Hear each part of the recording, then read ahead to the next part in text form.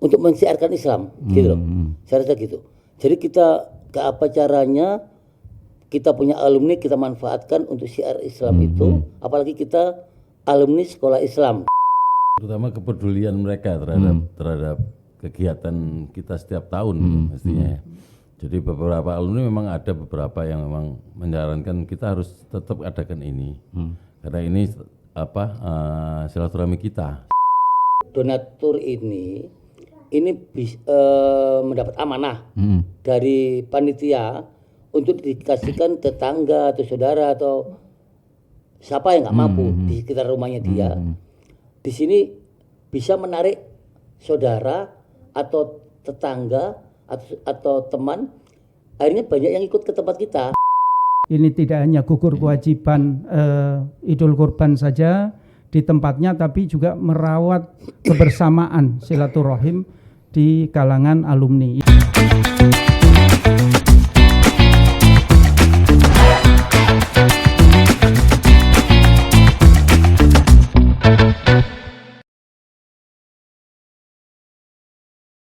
Assalamualaikum warahmatullahi wabarakatuh.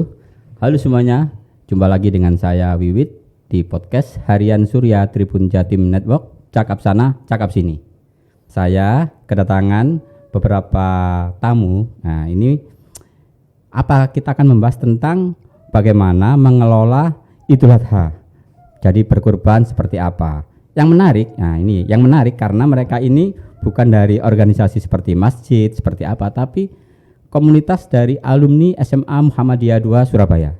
Mereka ini adalah alumni yang sudah puluhan tahun lulus dari sekolah, kemudian berkumpul urunan, dan urunan ini beli sapi, kemudian disembelih bareng-bareng dan didistribusikan kepada mereka yang berhak untuk menerima dagang itu.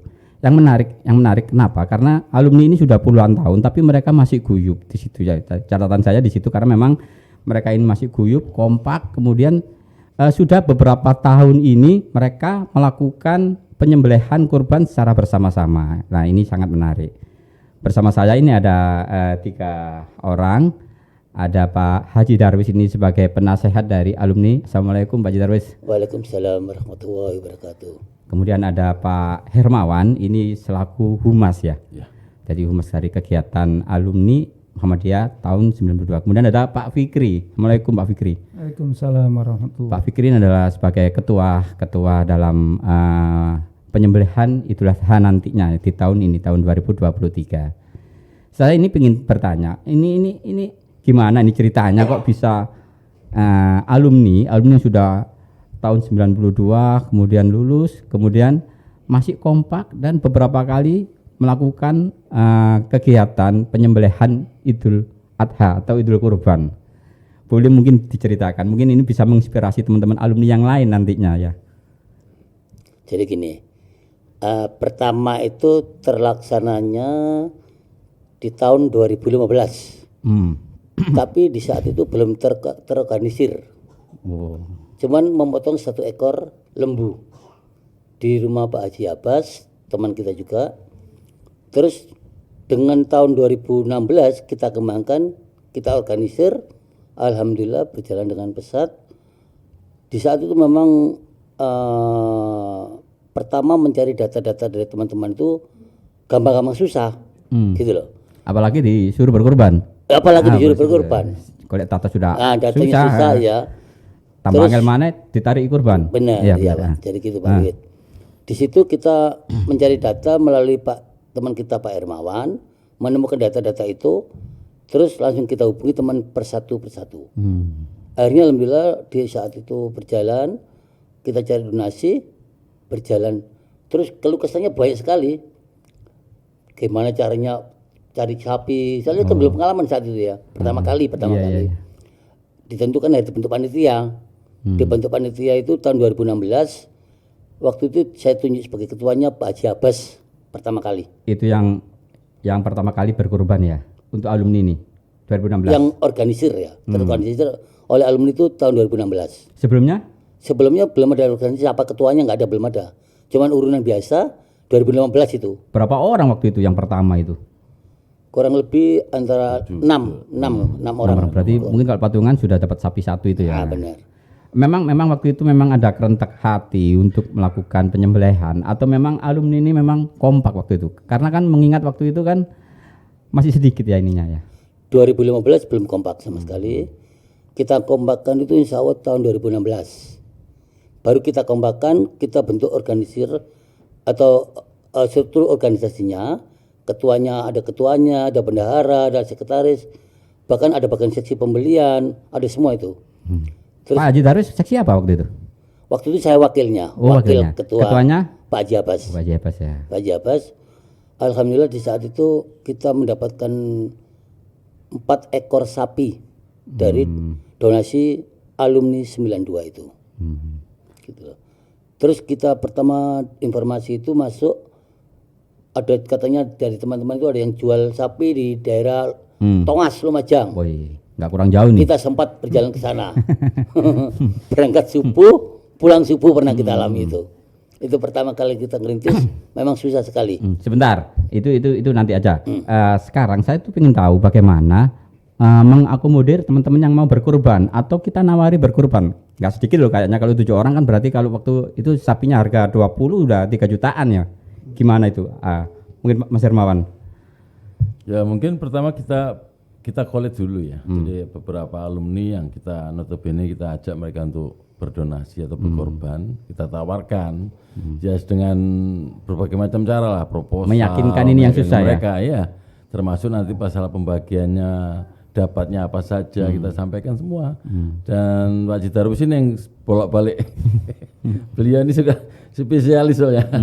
Jadi kita pun mencari donasi, kita bekerja sama. Ini coba ditawarkan. Ini termasuk yang luar kota juga kita tawarkan. Kadang-kadang mereka juga kan sudah aku berkorban tapi nanti pendistribusiannya saya serahkan panitia. Ya kita percaya. Jadi perlahan itu kita konstan 5 sapi Pak dari Pak Haji Darwis ya. Dari 2016 4 sampai 5 sapi. 2016 itu ke atas. sudah Sampai dapat sekarang. 4 sapi ya. 4 sapi. Berarti kalau dibagi 7 orang 4 kali 7 ya ininya yang donaturnya ya.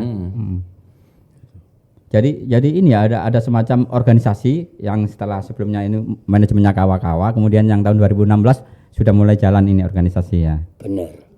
Itu apa yang waktu itu menginspirasi kalian untuk ayo Rek, kita kurban gitu, apa sih sebetulnya? Menginspirasinya soalnya gini, ini kan kegiatan amal ma'ruf nahi mungkar ya. Untuk mensiarkan Islam gitu loh. Saya rasa gitu. Jadi kita ke apa caranya kita punya alumni kita manfaatkan untuk syiar Islam itu, apalagi kita alumni sekolah Islam kan gitu. Terus didukung sama semua alumni hingga berjalan sampai saat ini gitu loh. Jadi alhamdulillah semua teman-teman juga mendukung, bahkan itu pun stabil, nggak berkurang gitu loh. Selama 2016 sampai 2023 ini antara 4 sampai 5 ekor itu terlaksana terus. Iya. Apa ada target enggak ya? Ya, kalau dikatakan target kita ya kalau bisa sih minimal ada. Minimal kalau ada 3 atau 4, pokoknya kita bisa gimana caranya motong. Tapi selama ini kita tidak pernah motong 3 itu tidak pernah. Minimal 4, 5. Saya rasa gitu. Oke, itu nanti teknisnya seperti apa? Nah, saya ingin tahu ini Pak Fikri ini sebagai ketua untuk penyembelihan kurban tahun ini ya. Begitu Pak Fikri. 2020. Mungkin sudah ada rencana-rencana atau masih tetap sama seperti tahun-tahun sebelumnya Pak Fikri?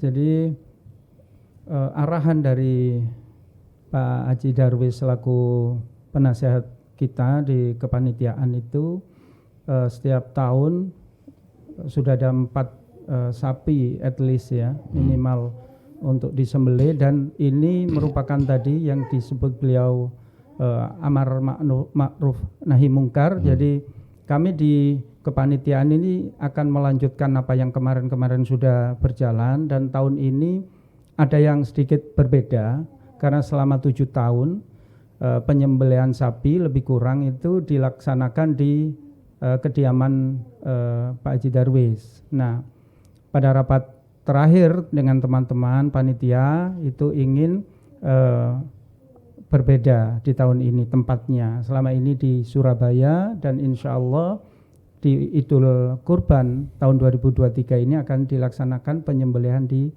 Kabupaten Sidoarjo. Nah ini mungkin juga mengena terkait dengan tujuan siar tadi, bahwa alumni 92 SMA Muhammadiyah 2 Surabaya itu bisa memberikan sumbangsih dan amal ibadah begitu, dan kita sama-sama merasakan Idul Kurban begitu.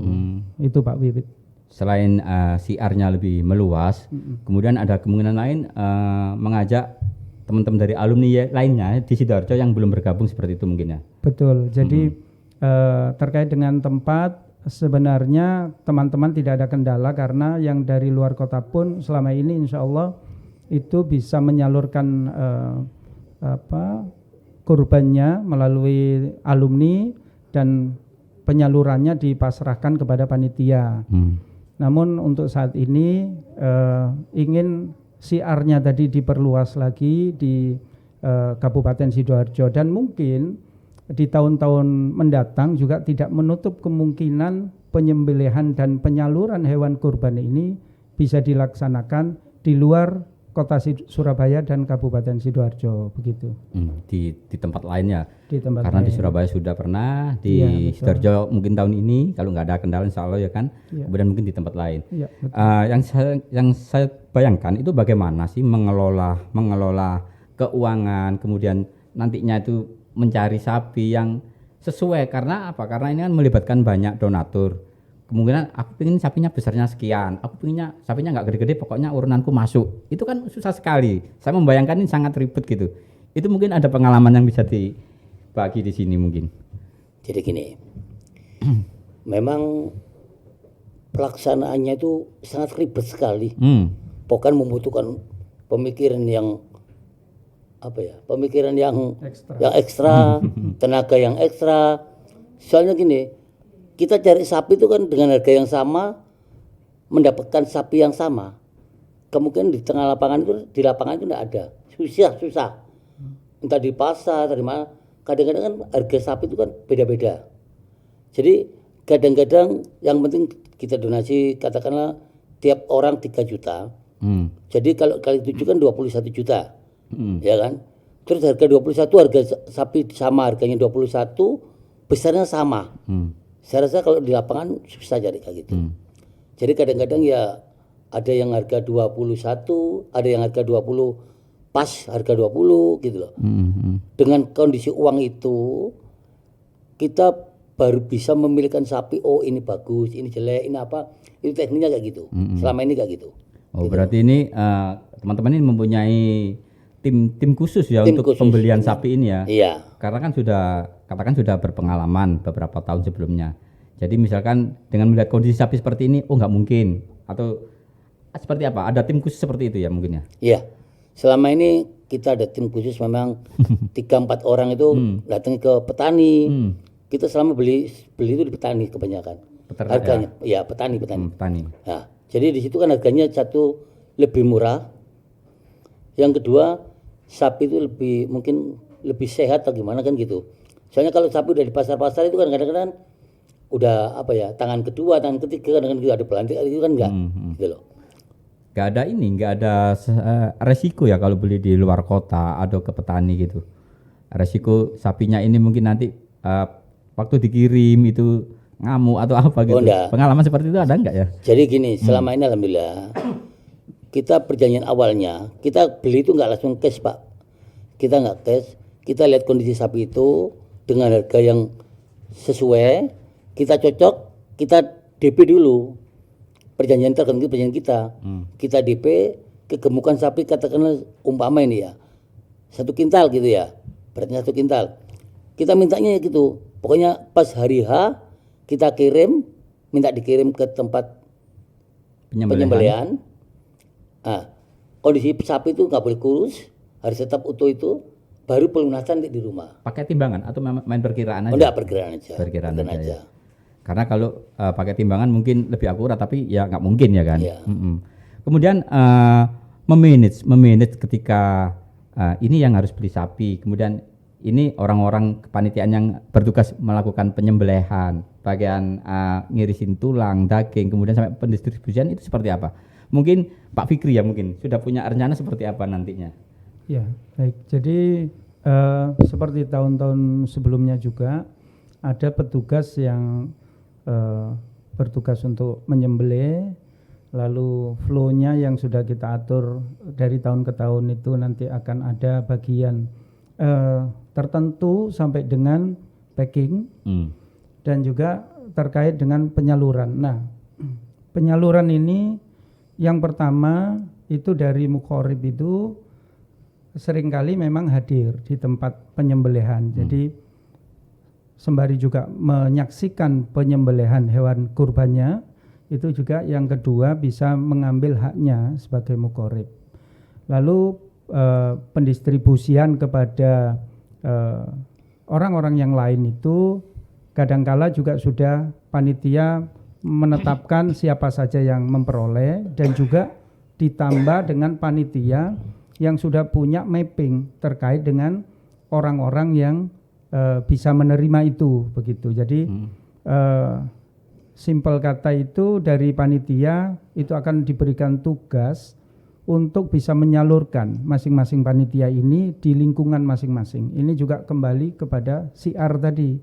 Jadi panitia jika jumlahnya contoh 10 orang saja, dengan 10 orang itu membawa, satu orang membawa 15 pack atau 15 bungkus, bisa bermanfaat bagi 15 orang setidaknya di lingkungannya begitu. Nah, inilah hakikat dari tujuan siar kita itu begitu. Jadi tidak hanya di lingkungan tempat penyembelihan saja, tetapi juga ke daerah-daerah lain begitu Pak Wiwit.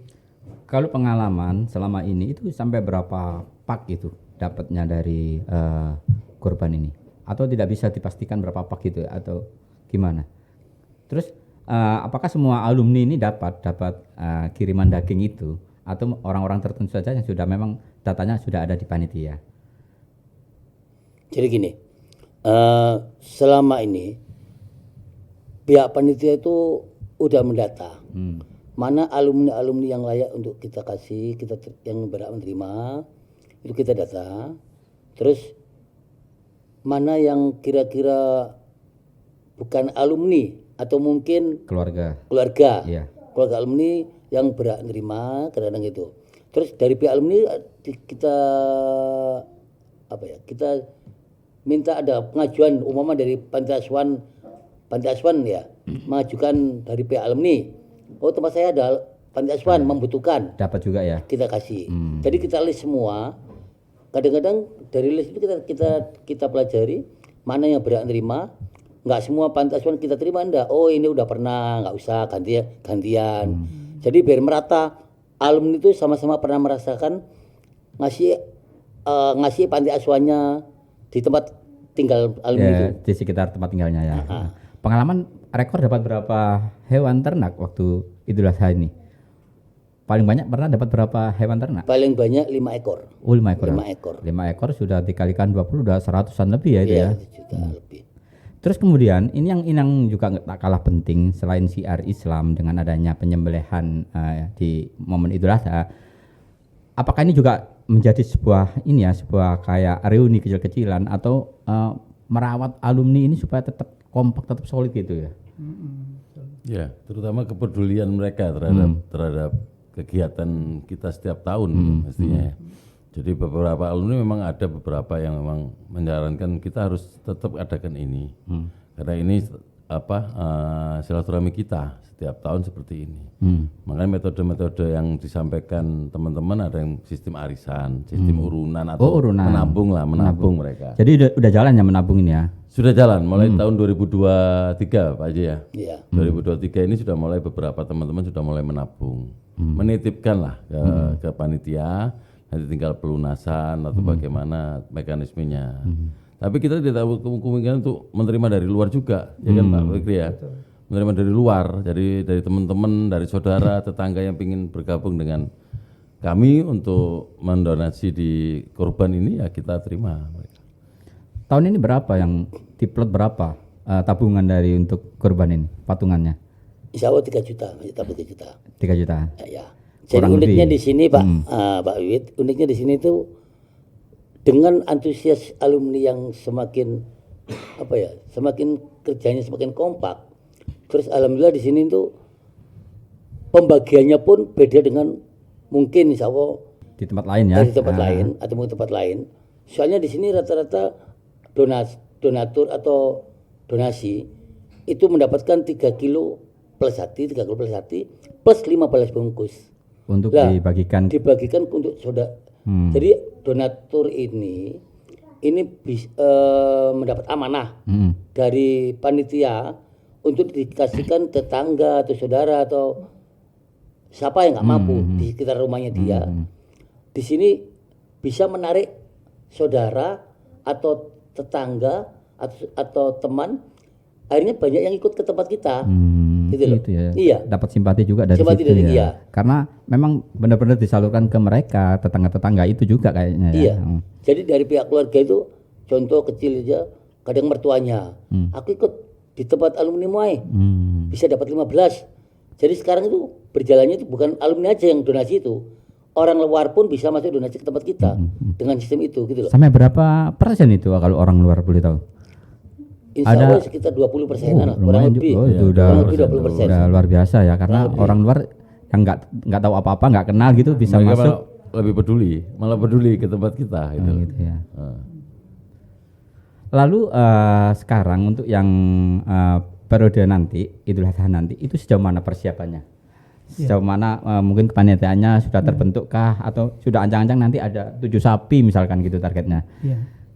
Jadi kepanitiaan yang saat ini kebetulan oleh teman-teman alumni saya diberikan amanah untuk menjadi ketua panitianya, dan alhamdulillah di rapat terakhir itu kita sudah insya Allah bisa masuk mengumpulkan untuk 2 sapi kemarin insya Allah, dan ini akan terus bergulir ya. Kita berharap setidaknya 4 sapi itu target kita, dan mudah-mudahan bisa lebih.